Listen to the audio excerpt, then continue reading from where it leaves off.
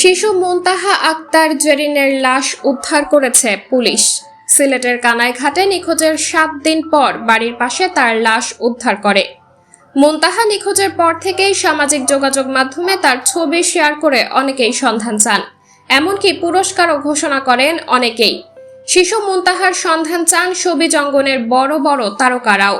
তার মৃত্যুর খবরে সবাই হতভম্ব হয়ে পড়ে। অনেকেই তার ছবিটি শেয়ার করে নিজের অনুভূতির কথা লিখেছেন।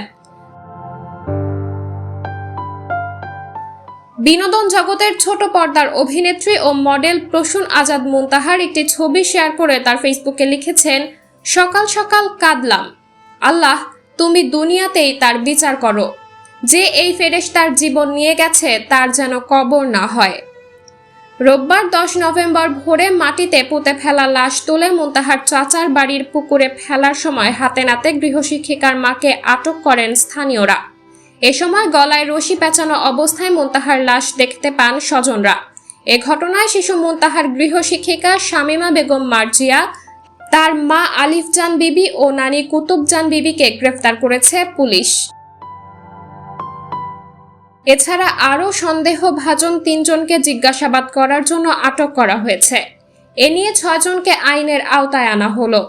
সিলেট জেলা পুলিশের সহকারী পুলিশ সুপার বিষয়টি নিশ্চিত করে বলেন, রোববার 3রা নভেম্বর ভিকটিম মুনতাহা মাগরিবের নামাজের আগে একটি আপেল খেতে খেতে মার্জিয়ার ঘরে প্রবেশ করে। প্রবেশ করতেই মার্জিয়া ভিকটিম মুনতাহার গলা টিপে ধরে। গলা টিপে ধরার সঙ্গে সঙ্গেই সে মারা যায়। মুনতাহার লাশ মার্জিয়া ও তার মা মিলে বাড়ির পেছনের নর্দমার মধ্যে ফেলে দেয়।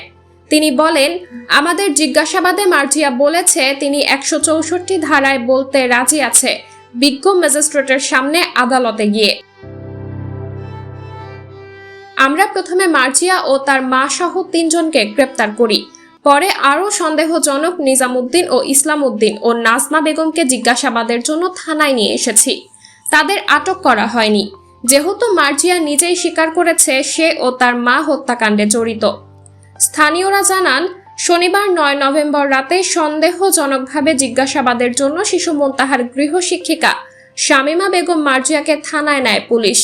এ সময় তার আচরণ সন্দেহজনক মনে হলে মার্জিয়ার বাড়িতে মুনতাহার সন্ধানে তল্লাশি চালান স্থানীয়রা।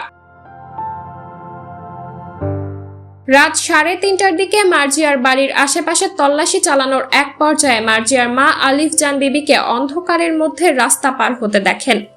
এ সময় তাকে আটকাতে চাইলে তিনি দৌড়ে পালানোর চেষ্টা করেন। এ সময় স্থানীয়রা কাদামাটি মাখা মুনতাহার লাশ দেখতে পান। পরে মার্জিয়ার মাকে আটক করে পুলিশে সোপর্দ করেন স্থানীয়রা। সাবরিনা জলিল, সবার কথা।